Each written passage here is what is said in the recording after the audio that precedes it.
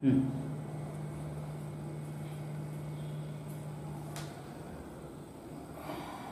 evening to everyone.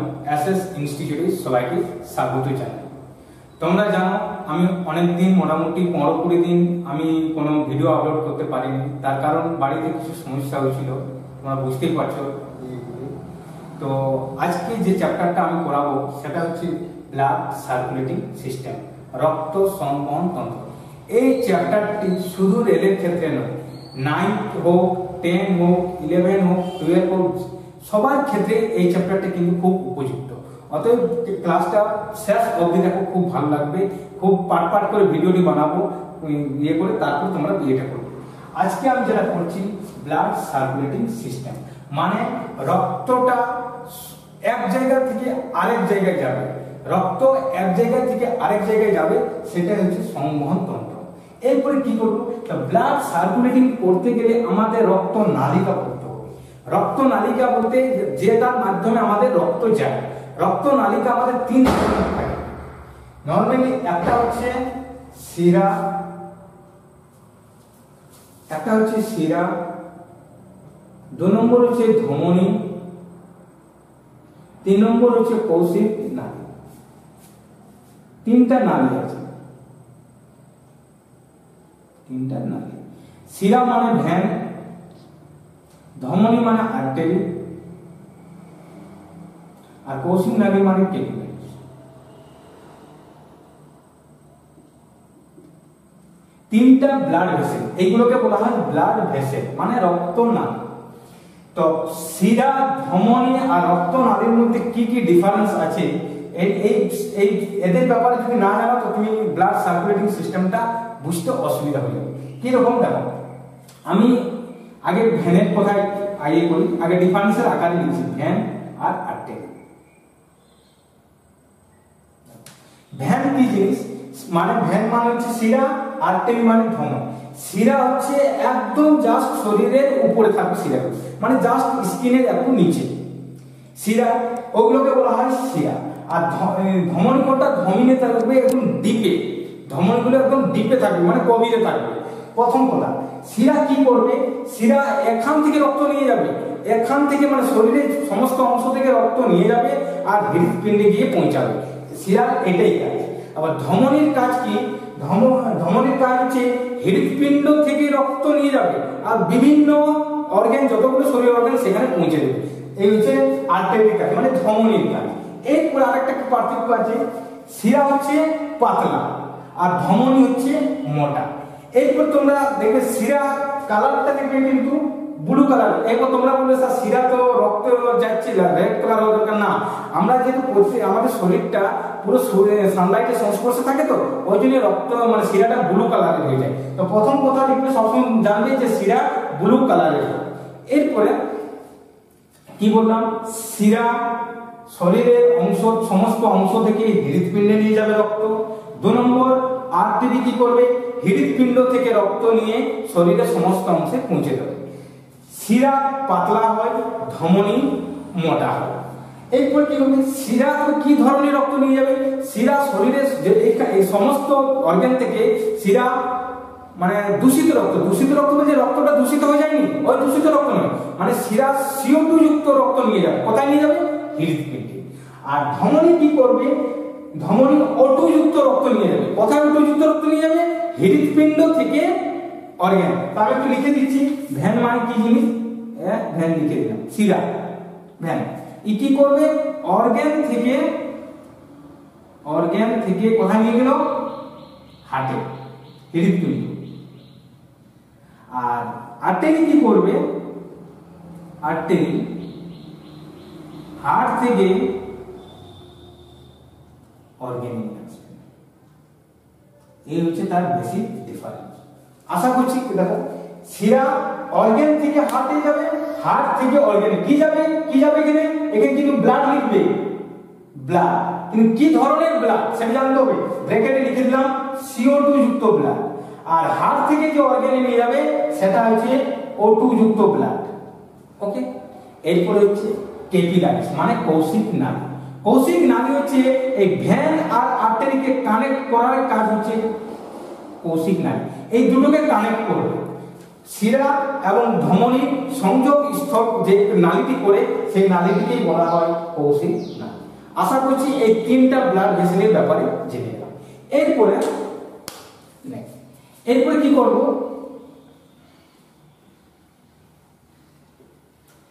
Blood circulating system করতে গেলে আমাকে হৃৎপিণ্ড পড়তে হবে। হৃৎপিণ্ড মানে হচ্ছে হার্ট,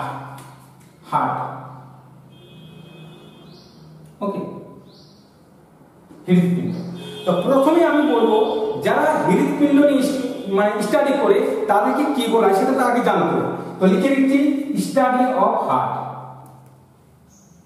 স্টাডি অফ হার্ট। তাদেরকে বলা হয় কার্ডিওলজি,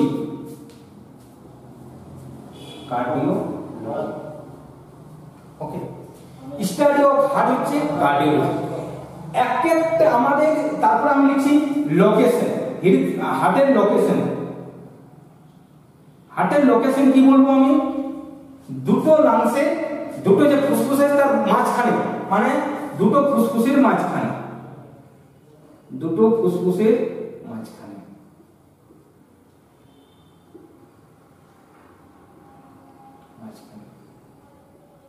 কি রকম, যেমন রকম মনে করো সাপোজ এই একটা আমি নরমাল একটা বানালাম, একদিন করে একটা নরমাল বানালাম। এইটা হচ্ছে লাংস, এইখান থেকে তোমার এটা নস থাকবে, এটা আছে নস। আর এই দুটো লাংসের যে এই গ্যাপটা আছে, গ্যাপটাকে বলা হয় দুটো। তখন কিন্তু মাথা রাখবে এটাকে আমরা বলি লেফট সাইড, আর এটাকে বলা হয় রাইট সাইড। এবং তোমরা বলবে স্যার আপনার তো এটা রাইট সাইড আর এটা লেফট সাইড কি করে হলো? বায়োলজিক্যাল ভাষায় যখনই আমি লেফট আর রাইট করব, তো যেটা তোমাদের বা আমার যেটা আমার রাইট হবে সেটাকে আমি লেফট বলবো, আর যেটা আমার লেফট হবে সেটাকে আমি রাইট বলবো। তো দুটো ফুসফুসের মাঝখানে আমি কি বলবো, হৃৎপিণ্ডের লোকেশন বলবো। এরপরে হৃৎপিণ্ডের ওয়েট জানতে হবে। তো একটা অ্যাপ্রক্স ওয়েট হচ্ছে হৃৎপিণ্ডের ওজন, অ্যাপ্রক্স ওয়েট হচ্ছে হৃৎপিণ্ডের ওজন ওয়েটটা 300 গ্রাম। ঠিক আছে, আমরা কি কি জানলাম? Study of heart cardiology, location দুটো ফুসফুসের মাঝখানে, ওয়েট 300 গ্রাম। ওকে, নেক্সট হচ্ছে লোকেশন হয়ে গেল, দুটো হলো। এরপরে হৃৎপিণ্ডের কি কাজ, হৃৎপিণ্ডের কাজ মানে ফাংশন গুলো, ফাংশনটা আমি লিখে দিচ্ছি।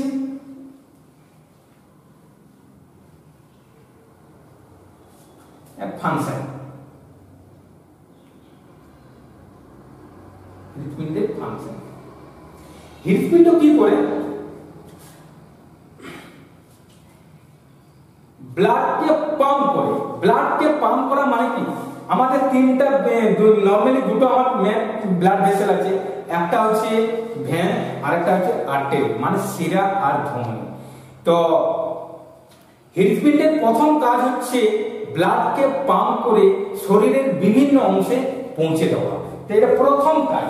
1 নম্বর কাজ লিখে নেবে তোমরা নোট করে, যে শরীরের ব্লাডকে পাম্প করে শরীরের বিভিন্ন অংশে পৌঁছে দেওয়া 1 নম্বর কাজ। 2 নম্বর কি করতে পারে, যে হৃৎপিণ্ড কি করে CO2 আরো যে সব বর্জ্য পদার্থগুলো শরীরের বিভিন্ন অংশ থেকে কালেক্ট করলো, শরীরের বিভিন্ন অংশ থেকে কালেক্ট করলো, এবার কালেক্ট করার পর ফুসফুসকে বললো ভাই এবার তুমি এই বর্জ্য পদার্থগুলোকে বাইরে বের করে দাও।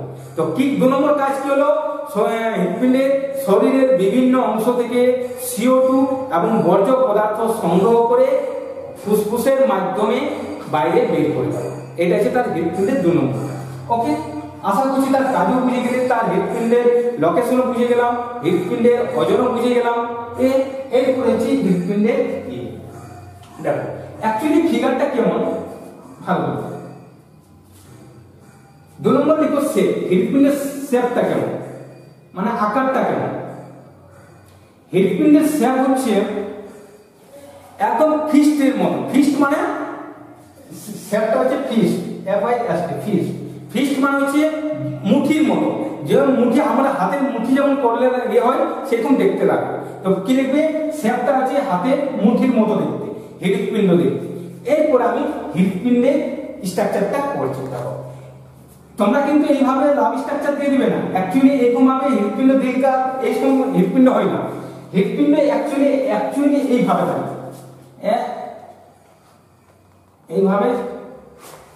এইভাবে করে এইরকম করে করে হৃৎপিণ্ডটা লাগানো হবে। এরপরে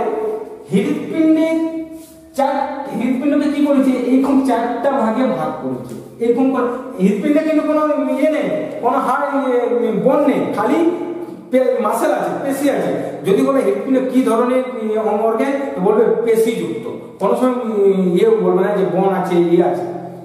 তো কি হলো, হৃৎপিণ্ডকে আমি চারটা ভাগে ভাগ করব। ওকে, তো চারটা ভাগে ভাগ করতে এই যেটা ভাগ করলাম, যেটা জ্বালা যে ভাগ করলাম সেটাকে বলা হয় সেপ্টাম। ঠিক আছে, কোশ্চেনে বলবে যে হৃৎপিণ্ডকে যে চারটি প্রকোষ্ঠে ভাগ করা হয়েছে আর যার মাধ্যমে ভাগ হয়েছে সেটিকে কি বলা হয়, তখন তোমরা বলবে সেপ্টাম। নেক্সট হচ্ছে, এটাকে আমি লেফট সাইড করলাম।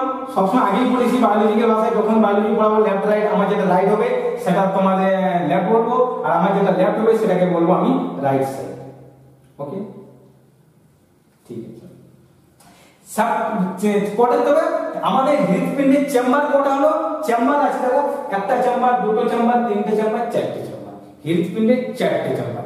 তেমনি দেখবে যেমন মাছের কিন্তু দুটো চেম্বার আছে। কুমির ওটা কিন্তু ব্যতিক্রম, অ্যাকচুয়ালি রেপটাইল ক্যাটাগরি যারা হয় তাদের কিন্তু তিনটে চেম্বার থাকে, কিন্তু তার মধ্যে এক্সেপশনাল কেস হচ্ছে ক্রোকোডাইল, কুমিরের চারটে চেম্বার। যেমন যত বার্ড আছে, পিকক, তাদের হচ্ছে কিন্তু চারটা চেম্বার। তবে আমাদের হিউম্যানের কটা চেম্বার থাকবে, হিউম্যান বডিতে সবসময় চারটা চেম্বার থাকবে। চেম্বার মানে চারটি প্রকোষ্ঠ নিয়ে হৃৎপিণ্ড গঠিত হয়। এবার চেম্বারগুলোর নাম জানতে হবে। দেখো এই চেম্বারগুলোর নিচে যেটা চেম্বার থাকে এই চেম্বারগুলোকে বলা হয় ভেন্ট্রিকেল। ভেন্ট্রিকেল মানে নিডল, বাংলা তো লিখে দিচ্ছি, দুটোই লিখবে তোমার সুবিধা হবে। ভেন্ট্রিকেল, এটাকেও ভেন্ট্রিকেল।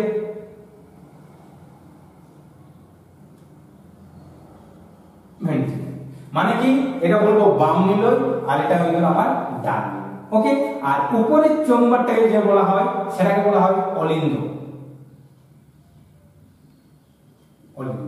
এটা বলবো বাম অলিন্দ আর এই দিকেরটাকে বলবো ডান অলিন্দ। এরপরে 2 নম্বর কাজ হচ্ছে যে এই যে বাম অলিন্দ আর নিলয়ের মাঝে কপাট লাগানো থাকে, অলিন্দ আর নিলয়ের মাঝে কপাট লাগানো থাকে, যেটা আমরা বলি ট্রাইকাসপিড ভালভ বলি, ওটা আমরা বায়োলজিক্যাল ভাষায় ভালভ বলি। এখানে 3টা ভালভ লাগানো থাকে, 3টা ভালভ। ওকে, এইখানে 2টো ভালভ লাগানো থাকবে, 2টো ভালভ। এইখানে সেমিলুনার ভালভ থাকবে, এরকম একটা ভালভ, আর এইখানে একটা 4টা ভালভ। তো ভালভগুলোর নাম আগে তোমাদেরকে জানতে হবে। এইটার নাম হচ্ছে ট্রাইকাসপিড ভালভ, বাংলায় বলা হয় ত্রিপত্র কপাটিকা। এটাকে বলা হয় বাইকাসপিড ভালভ, বাংলায় বলা হয় দ্বিপত্র কপাটিকা। আর এটাকে বলা হয় সেমিলুনার ভালভ মানে অর্ধচন্দ্র কপাটিকা। আর এটাকে বলা হয় এওর্টিক ভালভ। 4টা ভালভ লাগানো থাকে হৃৎপিণ্ডে। এটা কিন্তু মাথায় রাখবে, এন্ডি করে লিখে রাখবে। আমি কি বললাম, হৃৎপিণ্ডে কে রক্ত নিয়ে আসবে, হৃৎপিণ্ডে সবসময় রক্ত নিয়ে আসে ভেন মানে শিরা। তো প্রথমে কোথায় রক্ত যাবে, প্রথমে এখানে ঘরে এই ঘরে এই চেম্বার যাবে, এই চেম্বার যাবে, কোন একটা চেম্বারে। সবসময় মাথায় রাখবে হৃৎপিণ্ডে যখন রক্ত এন্টার করে তখন সবসময় কিন্তু এই প্রথম ডান অলিন্দতে প্রবেশ করে, প্রথম ডান অলিন্দতে প্রবেশ করে। তারপরে এটা কিছুক্ষণ ইয়ে করার পর আর পরের যে আমি স্ট্রাকচারটা করবো, খালি এখন তোমরা জানো যে হৃৎপিণ্ড কি কি নিয়ে গঠিত। আমি আপাতত এইটুকুতে বললাম, পরের ক্লাসে আমি কালকে এটা ডিসকাস করব। Thank you.